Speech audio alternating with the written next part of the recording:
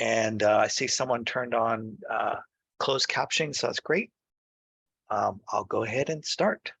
All right, welcome everyone to today's presentation entitled Experience Management in Higher Education, a master's level class. In fact, Ben even has a whiteboard behind him, so he looks like he's all ready to teach.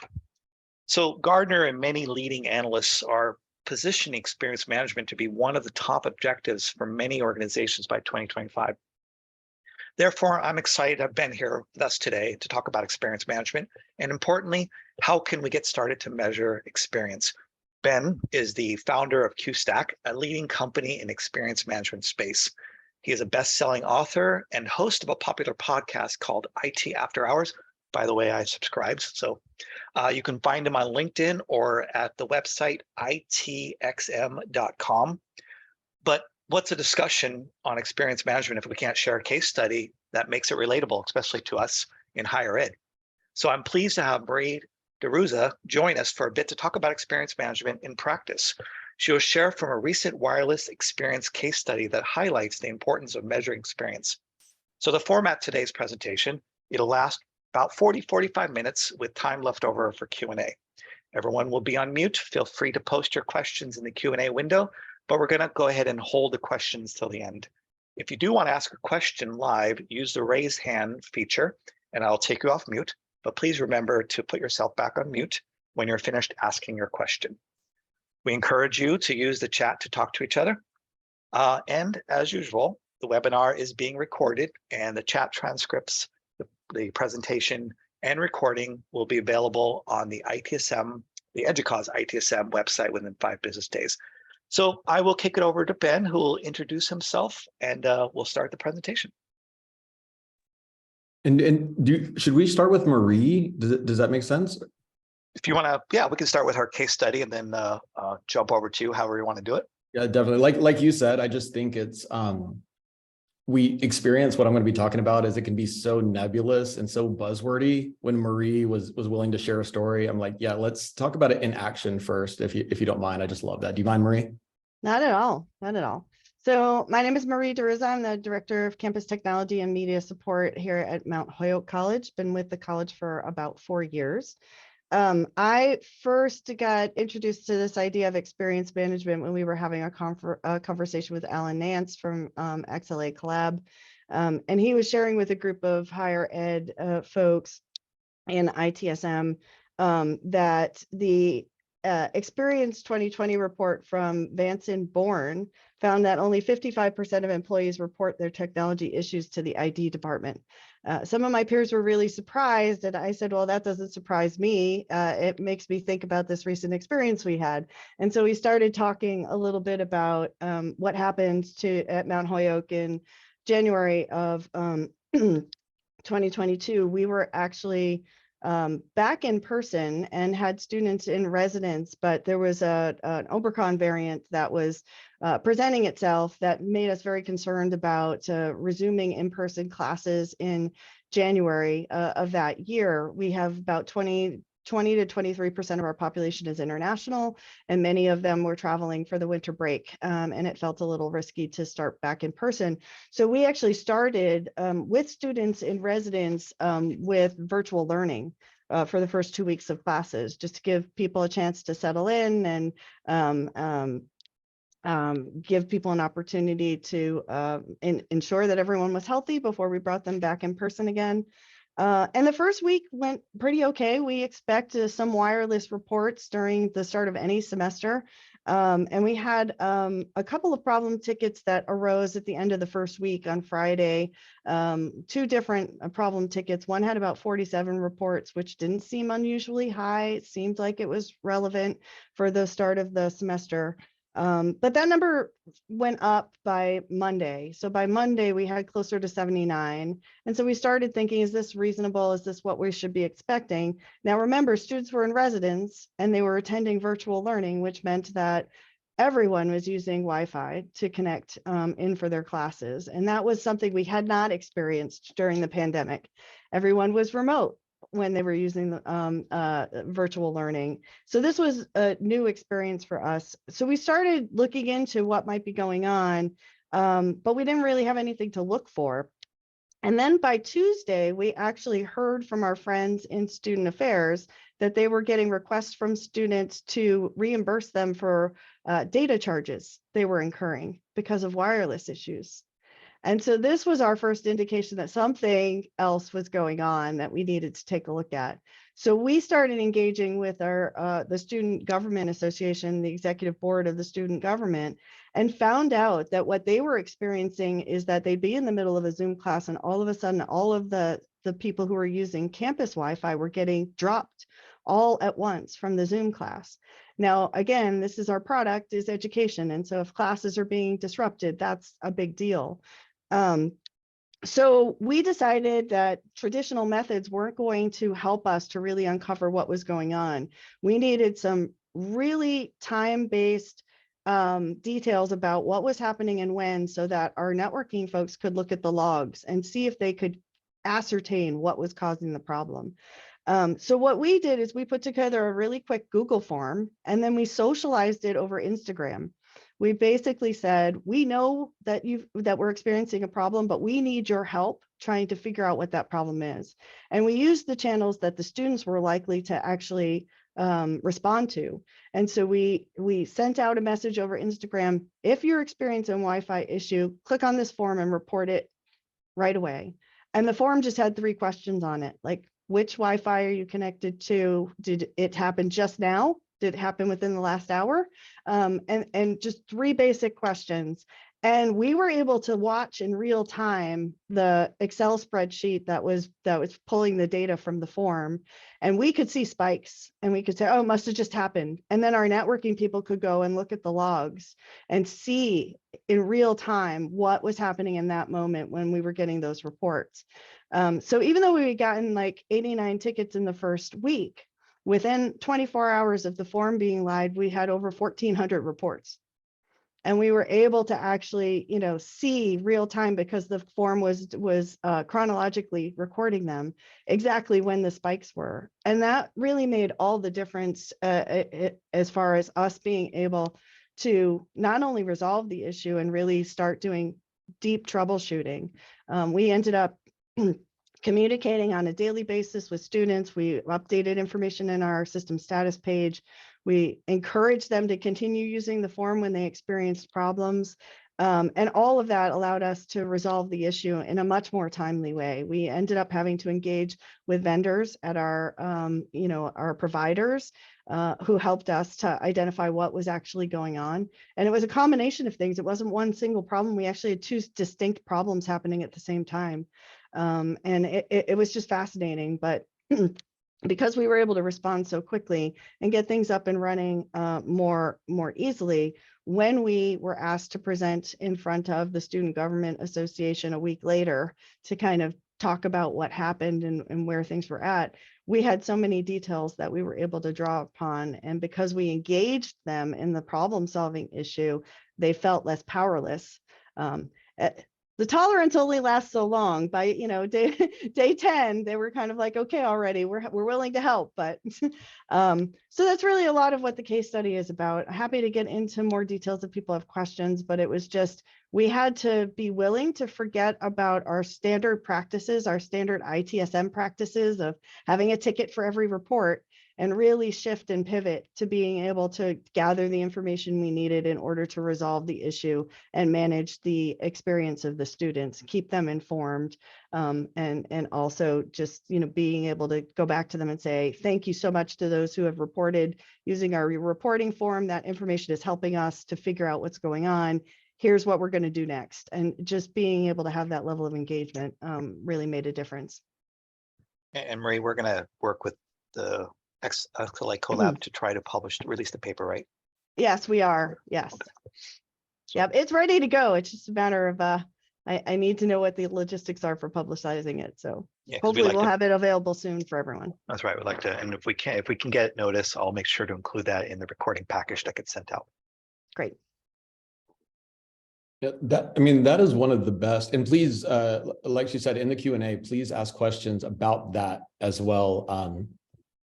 It's really, you did like 20 things right, Marie. It's so good. And like you said, like when it comes to experience management, there's this engaging, there's all the stuff that happens outside of the normal ITSM stuff. It's a new dimension. It takes creativity, but when you present the results, they're a lot more interesting than CSAT went up 2 points, right?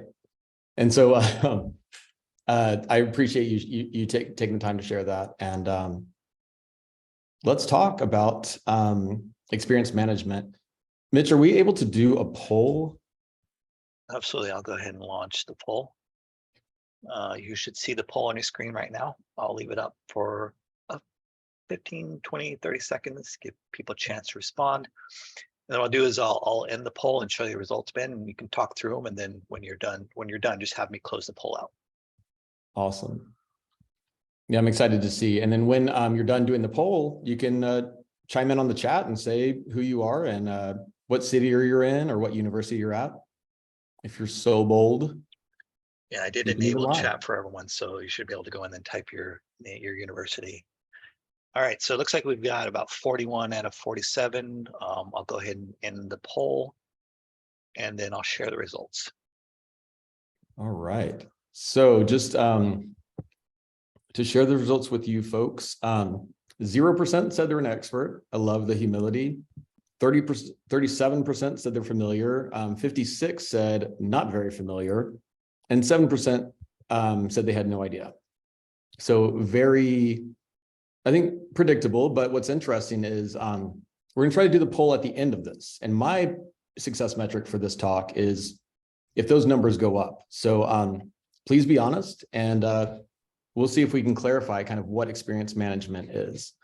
I bet you, Ben, if we asked this 2 years ago before some of the other conversation we had, like we had Alan and a couple of people talk about it, those numbers would have been for the not familiar at all or have no idea would have been a lot higher. So, congratulations for us getting this far.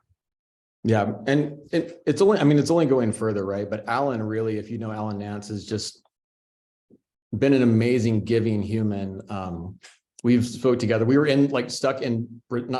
presenting at a conference in Brazil together, and like the only people that spoke like decent English. So I spent a lot of time with him just because I think he had to talk to me just to speak English, and got to know him, and not just a visionary, but just an amazing, amazing dude. So really recommend looking at him on LinkedIn and reading his information. But in light of the fact that, not everyone is an expert in experience, and in fact, no one is.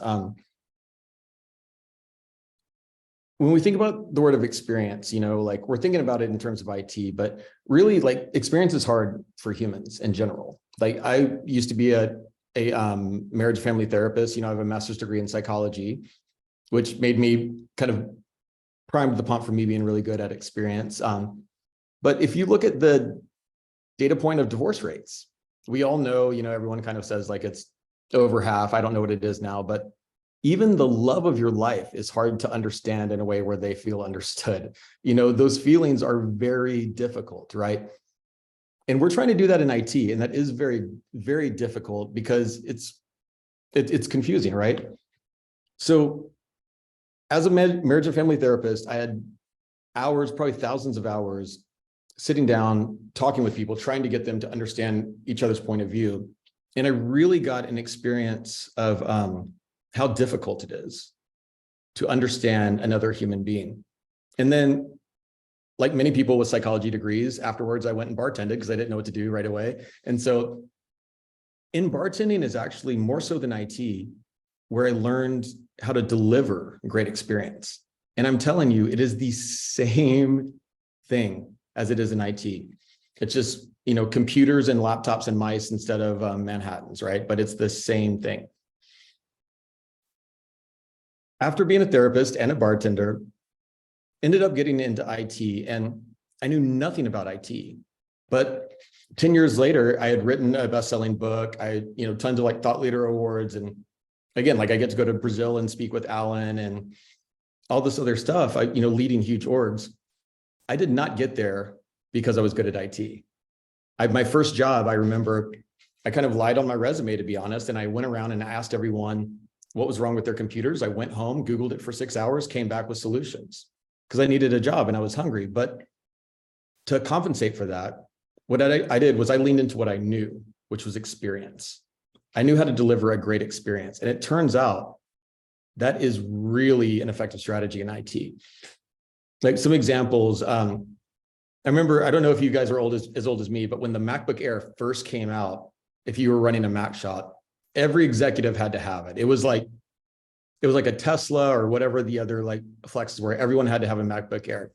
And it came out, it was the worst laptop possible. I think it had like 56 gigs of storage and one USB port, but everyone had to have it yesterday. And, I wasn't good at doing a lot of things, but I was good at providing great experience. So our CEO wanted one. He was in London. He was going to China the next day. We were in California. And he's like, listen, I'd love to get it for my trip to Asia. And I know you probably can't get it here because it's tomorrow, but it'd be really cool if you did. And we were just like, okay, how do we just lean into this? How can we make this a great experience? And we Googled it and we found a FedEx service that would come up, pick up any package, take it to the tarmac in SFO, throw it on the last flight out, and get it to London on a red eye. And we did it. Like we imaged his machine real quick, set it up. And this goofy at the time had really long hair IT guy that didn't seem super technical, got him a laptop and he loved it. Same company. I remember when we were going to moving to Macs, it's very scary if you've ever been a PC person and had to move to a Mac. And they tried to move everyone to Macs in the whole company and everyone hated it. And they said no. And the IT team, tried everything they could think of and people just refused. It wasn't because they weren't capable of learning Macs. It was a bad experience. Like they felt bad. They felt they were really smart people who now didn't know how to copy and paste, on their keyboard or whatever. They didn't know the keyboard shortcuts. So how can we make this a great experience? Let's just really lean into it and make it fun. Let's make it awesome, right? So we got the laptops, we pulled them out. If you've opened a Mac for the first time, they're very meticulous about how they put the packaging together. We took a razor, opened up the little cellophane, slipped it out very carefully, imaged it, paired all of their devices already to it, all of their keyboards and their mice. And we took a nice little laminated thing with all the keyboard shortcuts, command is control, all that stuff, and put it there. And then we closed the laptop so they had the full experience of going to the Mac store, put it on their desk, and then went and spent money on big red bows that are like 10 bucks a piece and put it on there. And they came in on Monday and they had a big red bow package on their desk. And then we came by and we taught them how to use Macs. And also I didn't really know how to use Windows. So I had, extra motivation, but that's what experience is, right? That's what a great experience is. And we are going to talk about what that has to do with IT, because I know that doesn't sound like a lot of IT experiences you have, but let me give you a glimpse into the future. Mitch alluded to this, Gartner's predicting that, and by the way, this number was 0% a couple of years ago. Now they say it's about 5%. It's going to be by 2025, 50% of IT organizations are going to have budget and actual experience management programs. And every CIO that I talk to is trying to figure out what the H experience is, because it's really nebulous, but everyone's talking about it and it's the buzzword and it's going to happen. And here's why it's going to happen. COVID. Before COVID, we were really able to kind of continually improve service, improve the systems, and experience was just a buzzword. Every conference we talked about, providing a great experience, but we never really changed our metrics. We were still, measuring, FCR and CSAT. We weren't measuring human experience, right? After like the great exit and in COVID, when everyone was working from home, all of a sudden, employee experience became the #1 priority for 95% of organizations. And because that experience is digital, we didn't meet in a conference room today. You didn't enter this meeting because of facilities or HR. You entered this meeting because of IT, or of your personal computer, right? The employee experience is now digital and IT owns it. So we have to figure out what IT experience management is and how to do it.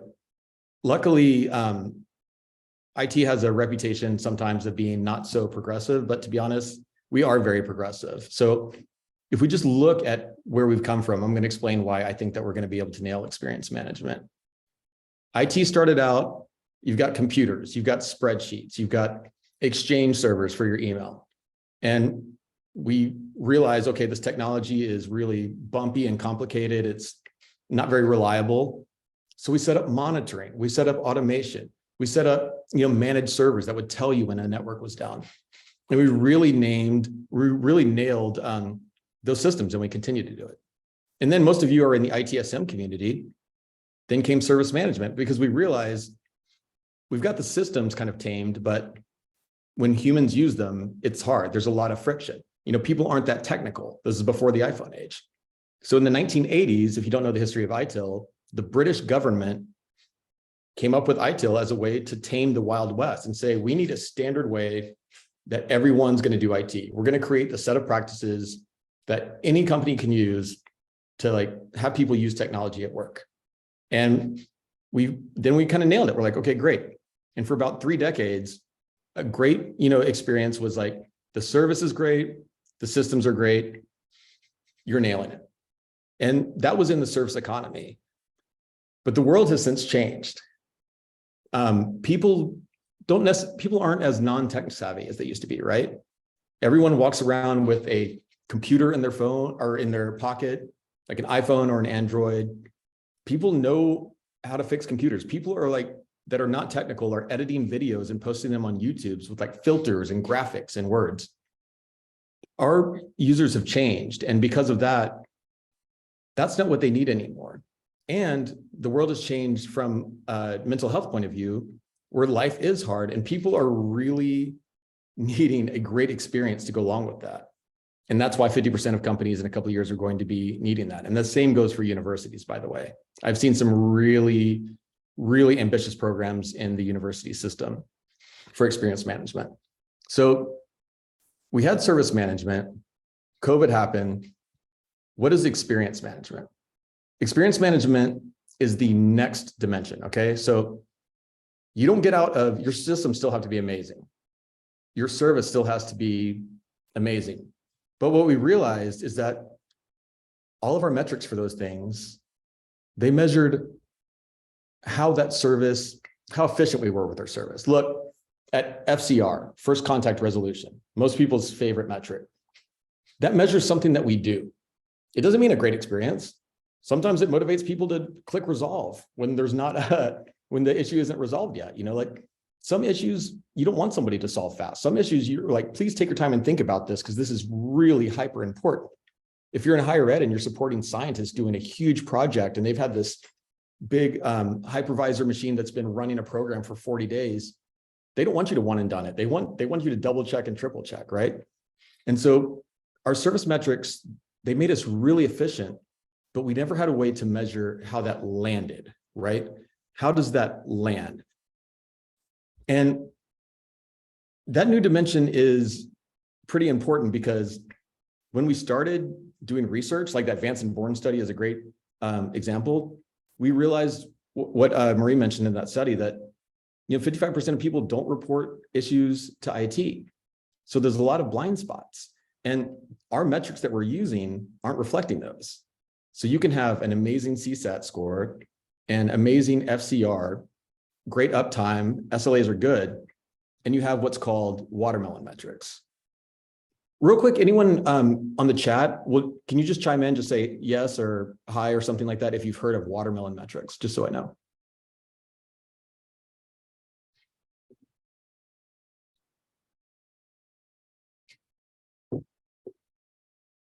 Oh, we got some yeses and nos.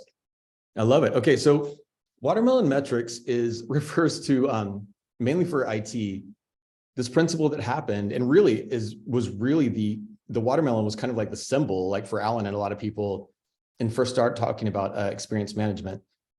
A watermelon dashboard is when you look and your dashboard's all green and your SLAs are all green and your CSAT's all green, but then you talk to the human beings and the experience is red. So this happens more than we know because we don't have good visibility into what's happening. There's no way to really know how people are feeling if they don't even tell us. If 50% of people don't even interact with us. How do we know that? And so what we realized is there's this third dimension. We measure what we build in the systems. We measure what we do in service.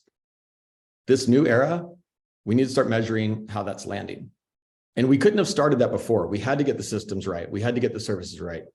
But you are in the IT experience management era and there's no going back. So we're going to talk about it.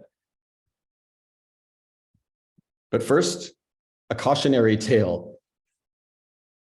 When we started, we did the poll, and a lot of you hadn't heard of IT experience management or experience management at all. Some were kind of familiar, some kind of knew what it was. I can tell you a lot of people that consider themselves experts in experience management or have built these awesome like AI experience management tools. When I Googled today just to look and see what people are talking about, I felt dumber after reading all the experts. Like everyone's overcomplicating it. And while our ability as an IT industry to nail the systems, nail the service, and all the amazing work we've done, the ITSM community has evolved so much in the past couple of decades. When we don't understand as a community what something means, and we just let it be nebulous and let it be just a buzzword, we get with what happens with digital transformation. So a lot of you have probably heard of digital transformation. In my experience, if I asked 10 CIOs what digital transformation was, I'd get 20 different responses. It was really nebulous. And it was actually during COVID that I read a study from McKinsey. Over 72% of digital transformations, not kind of fail, but fail completely. Digital transformation project, huge spend, brick wall, fail completely, consultants get rich, and nothing changed. 72% of digital transformations. That's not a good record. And that cost both the private and the public sector over 1.2, probably way more now, $1 trillion a year on projects that just went in the trash. And I can tell you why. It's because they were just like, oh, digital transformation, that sounds cool. And nobody really defined it. If you look at the ITSM community, we have defined our core metrics. We have best practices. We have ITIL. We have all these great procedures. But with this new stuff, there's this risk of not defining it. And what I don't want to do, and the reason that I'm taking time to speak to you today, I want to just make it really simple. Here's what experience management is, right? So let's just simplify it. What is experience management really, or what does experience really mean, right? We're going to take it out of IT and just, Mitch and I were talking about Manhattans before. I used to be a bartender. What is a Manhattan? Manhattan's a cocktail. It's made of 3 ingredients. There are terrible Manhattans, there are good Manhattans, but if you change these ingredients, it's no longer a Manhattan, it's something else. Plain and simple. Manhattan is very easily defined. And again, you can do a bad one or a good one, but if it doesn't have rye, sweet vermouth, bitters, and a cherry, it's not Manhattan. Experience is just as simple. And experience is you're going to have to take off your IT hat, because the teams that understand this are the ones that deliver the world-class experience and will continue to. Experience is a feeling. Alan Nance, who we mentioned earlier, he likes to say it's a memory. It's how you remember it. He likes to tear up my slides. So if he was here, he would point out it's how you remember things. But I like to say it's a feeling. It's a feeling that is made up of people's perceptions, not what you do, not how fast you answer the ticket, not if you did it on the first resolution, but how people perceive you do things. And then that interacts with their expectations. Are they used to terrible? Like I did really well because I had a lot of times would follow a not so great IT leader. And so expectations were low. That's great. When you start delivering amazing, innovative service, expectations catch up with you and you have to continue to innovate. So that plays into it too. And it's a relationship. You'll notice there's no ticket. There's no SLA. There's no IT buzzwords here. When you're talking about experience management, this is all experiences. It's a feeling. And just like systems management and service management, our job was to measure, understand, and improve service. Measure, understand, and improve how systems behave. Experience management is the ability to measure, understand, and improve the feeling that people have. That feeling that comes from their perceptions, their expectations, their relationships. That's why it's that 3D box. It doesn't replace systems or service. You have to do those things, but then you have to measure how it's landing. And when you do that, it's awesome. But if you just measure what you do, if you just measure like your efficiency in closing tickets, you're going to get those watermelon metrics, and it's not great. So what does experience look like? Experience looks like this. It's kind of hard to like articulate what experience they're having, but it's this human experience, right? That's what experience is. It's a look, it's a feeling, it's their expectations. And so getting down to how you actually do experience management, the biggest thing I can tell you, the teams that get it right do qualitative and quantitative data, right? So we're going to talk about quantitative data, and that's what we love, because we love the numbers. We love all of that stuff. But this is what we use at my company for our customers, right? We measure things based on, what is the experience? And before I work with any customer, we go through and we ask them, not scientifically, just their gut. What do you think the normal experience is? I'd love to see if a few of you want to just say what the experience level is at your organization on average. Granted, you're always going to have some legendary and some traumatic, but where do you think you're at?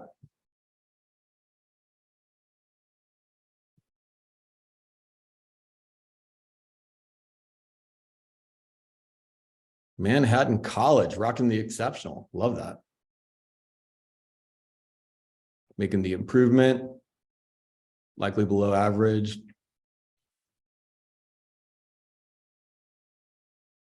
And this is really important for us to just admit, right? This is like, a lot of us have these amazing like CSAT scores. And when I talk to folks that have the 99, 100 CSAT scores, I always ask them and they're like, yeah, it's not accurate. Because you talk to people and they're not, it's not perfect, right?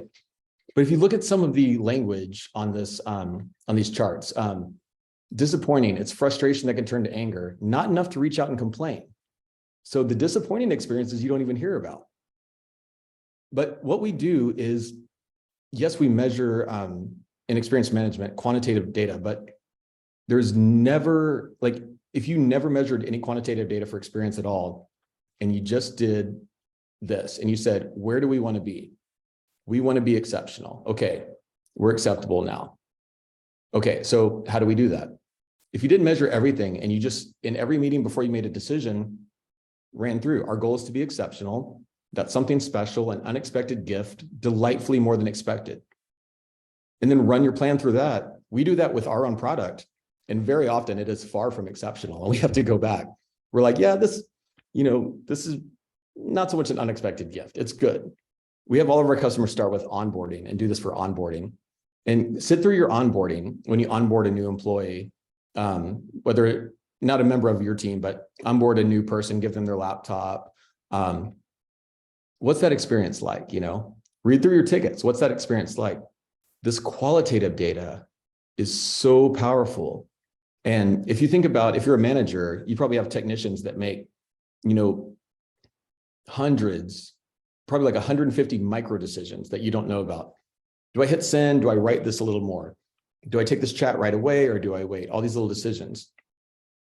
If you can, rather than your mission statement be world-class white glove service, that doesn't really hit home, feel free to take this. You can use it and just say like, hey, we want to be exceptional. Every time someone brings up an idea that, you're about to put send on, say like, is this an unexpected gift? So real quickly, I want to run through, I like this from Mitchell. Study shows that 80% of new remote hires say they will quit if they have a bad onboarding experience. Yikes. Yeah, onboarding is a big one. Because experience management is a buzzword, and because 50% of people are companies and universities and hospitals are going to be using experience management, there's been over $1 billion of venture capital raised for tools and new companies and services to, to deliver experience management, right? I like Holly Van Allen's statistic too. So what I want to just go over is, what are the major approaches to experience management? And I'm going to tell you my 2 cents on them. This is subjective. This is not scientific, but I feel strongly that it's worth sharing, right? So first of all, DEX approach. How many people use a DEX tool, a digital experience management tool? In the chat, if you do. Sorry to put you to work. I know most of you are on your phones probably.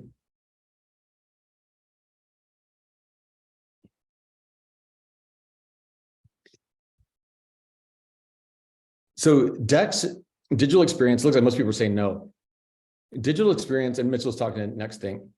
Next Think, for instance, raised $360 million, right? Since COVID to enhance like digital experience management. The DEX approach is interesting, right? Because that's a really good question, Ken. Please, I'd love everyone to respond back in the chat. What are some good tools to use? Digital experience management is a little bit misleading, right? Because when you log into like Next Think or another tool like that, it says experience score. But if you look at the experience, what it's actually measuring is the performance of the systems. So really, it's endpoint management on steroids. And then they have a kind of a like sentiment analysis thing, and they kind of average them together. But really, if you look through the dashboard, it does amazing stuff for sentiment analysis. I mean, not for systems analysis, and it'll tell you if like all the servers are down for Adobe in your Bay Area campus or something like that. But it relies on a heavy assumption. And as higher ed folks, you should know this. The assumption is the enemy to innovation. It involves a big assumption, and every tool has an assumption, even mine, right? The assumption for DEX is that faster machines that don't go down are a great experience, right? But in practice, I've got friends that use that, and they were walking me through, their DEX tools. And really, what they love about it is the endpoint management aspect, but it never really reflects the human experience. And if you look, like you click on experience, and it really just shows like what's happening on the systems. And then you reach out to folks, and they're like, oh, I see you're having a bad experience with your laptop. It's like 99% full.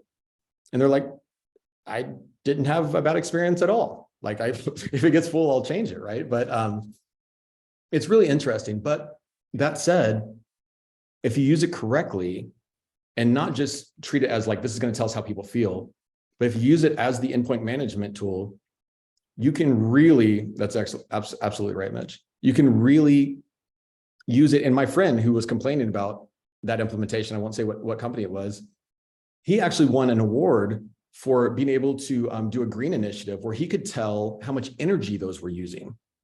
And so you don't want to throw the baby out with the bathwater. DEX tools are amazing, but what you need to understand is they measure the digital experience, meaning the experience that digital and like electronics have. They haven't really nailed the human experience, right? But that said, they're really cool, and I wish I had it. It's really awesome. But the problem is it's not human experience, right? So have that in your mind, and just don't think because you spend $1 million on a DEX tool, you're going to have a greater experience. You're going to know a lot of things that can empower great experience. You still got to know how people feel, right? Yeah, I mean, Richard said something really good. Surveys and talking to people are critical. Thank you for mentioning talking to people too, right? Then there's service delivery automation. There's like MoveWorks or other bots that they really take what we do and they automate it. They're going to call themselves experience tools, but what's really important is, automated experiences sometimes are a great experience, but what if you're taking a glitchy experience and automating that?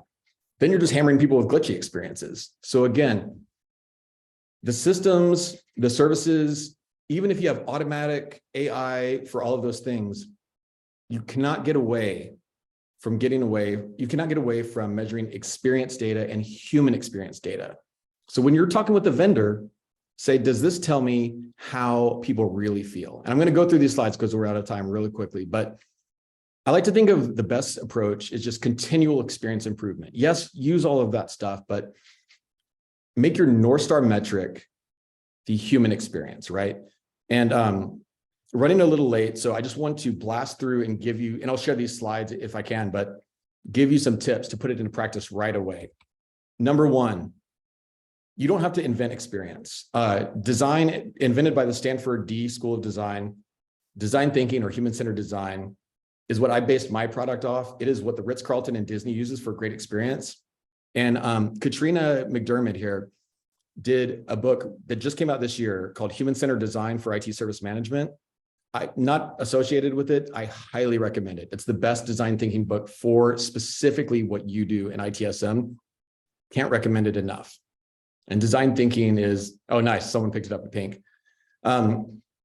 Design thinking, this is already solved experience. You don't have to solve for experience. I mean, how we do it, QSTAC, if you're wondering what that stands for, we measure the perception of, quality, speed, technical knowledge, approachability, communication. And we just take that quantitative stuff and then we use AI to, actually mark all the feedback. So we can tell you like, okay, well, some people are traumatic, but some people are great. And then, just maybe like a heat map. The newest thing that we're doing though, that I really want to encourage everyone to think about, and it really only became possible with the new AI technology. This is what human experience really is. And now with AI, we can actually tell you how people feel. And this is a breakthrough that's happened in just the past 2 weeks, like for my product. And it's going to, with GPT-4, you can do this with a Google Sheet. You can find out how people feel their real emotions. This is emotion wheel from therapy. And we did this with a customer recently. And like, we were able to not just say like, hey, your quality went up, your speed went down, but disgust, like there's a sentiment of disgust, like there's a sentiment of disappointment, anger, trust. And you can click there. And again, you can build this yourself. Click there and read those responses that have those emotions. And when you start thinking about that the way that people do, it's phenomenal. And a lot of other stuff to share, but I want to respect everyone's time. So I'm going to cut out. But in general, Mitch, would it be okay to do the poll one more time and see if even in a rush state, we have beat our numbers from last time? Let me go ahead and launch it. Same questions. Give you a few seconds or so to respond. All right, we've got a few experts, Ben. Congratulations. Oh, no way. Cool. I think they're doing nice. Yeah. All right, 26 out of 42, just 2 more seconds, 3 more seconds if anybody still wants to respond. Going once, going twice, sold. All right, you should see the results. Okay, so 3%, like 1 out of 29 became an expert. So well done. 90% are familiar. That makes me happy. And I think that's worth everyone's time. That makes me, 7% still feel not very familiar. Listen, 0%, so no ideas, yeah. So yeah, I mean, it's a buzzword. Really just use your critical thinking hat. And if I can tie back to what Marie said, like, we're all still learning this. No one's an expert on this. It is, I'm sure you can ask her, and it was not a straight line to get that done. We're in a new era, but if we define it, unlike digital transformation, as human experience, and then we really learn how to measure it and prove it, I can tell you the stories that I have over and over again, people just, the best IT experience anyone's ever had. And it's nothing magic. Again, I'm not amazing at IT, but now with all these technologies and tools, especially in higher ed, like you can really talk about IT and how people feel about IT.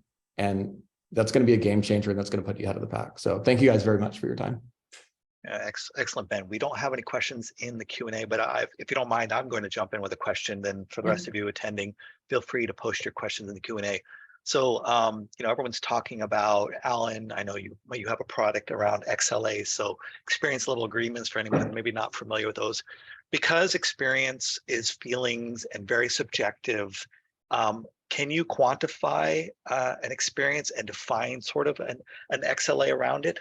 Because if it's always changing and it's perception, how do you then create those targets? Because we all know SLAs, uptime, first call resolution, time to resolve, those don't vary much. So given that, can you create XLAs?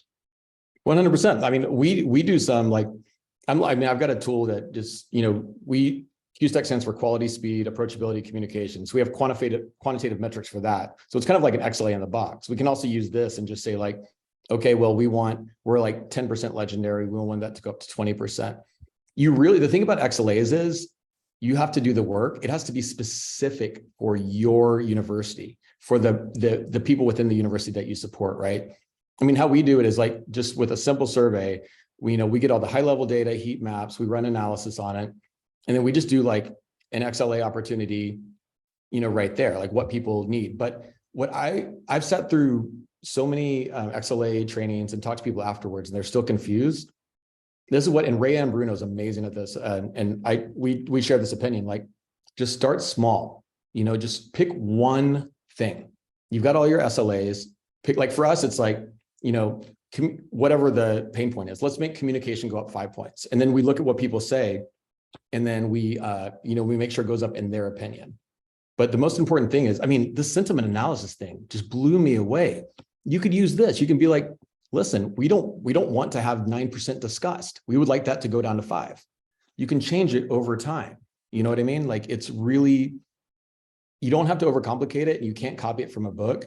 Find an accurate measure of how people feel that matters to you, and then change it. And happy to, if you want to reach out, you can find me on LinkedIn and reach out, and I can walk you through more. I don't want to do a product demo or anything, but I can walk you through kind of how we do it. And I think it'll inspire you. Again, instead of computer science, I studied psychology. So I kind of came in with a leg up on that. That was my field as my undergrad. So decided that wasn't for me, but here I am in IT talking about feelings, right? So, Same. So we do have some time. It's 11 minutes to the end of the hour, so I could take a couple 5 or so minutes for questions if you want to ask them. Unless Marie, you want to add anything extra, maybe that you didn't get a chance to say in your intro? No, I just put a note in the chat. We were definitely experiencing that Watermelon dashboard experience. We didn't really have enough reports to tell us that we were having a major problem. And it was in part because when they lost Wi-Fi connection, they would just try again. And most of the time they were able to get back on. So there was no threshold of kind of pain and discomfort that would allow them to report it. And that's why shifting the way that we approached it and making it super easy for them to just tell us what was going on. And the conversations that we had with the students and the SGA executive board made a big difference as far as us understanding what they were experiencing in real time. Yeah, flippantly, you may ask yourself, well, if we can use Excel spreadsheet to better capture issues, right, then we can replace our ITSM tool. So an opportunity for our ITSM tool vendors to step up, right? So yeah, if we had to process those 1,400 requests in that 24-hour period, we wouldn't have had the resources to do it. And so just being able to get the minimum viable information that we needed to actually be useful was great. And I think the fact that we couched it in this, please help us. Like, we know there's a problem. Please help us to solve this problem. Also helped with that trust building piece. Well, and you appeal to them through a channel they can relate to, right? Organizations that resist, chat.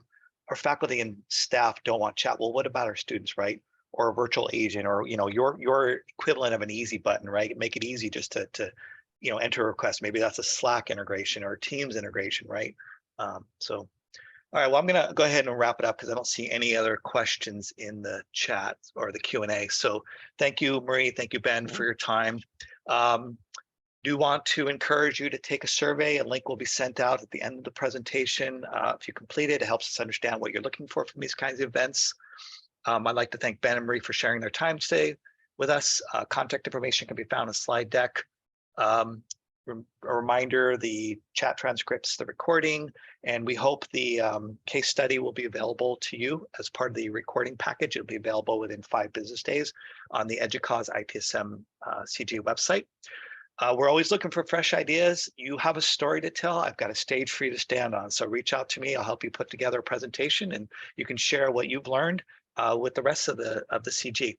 Thank you so much for your time today, and thank you everyone for attending. Have a good one. Bye, everyone. you, Thank you, Mitch. Mitch. Thank you, Marie. Bye. Thank you.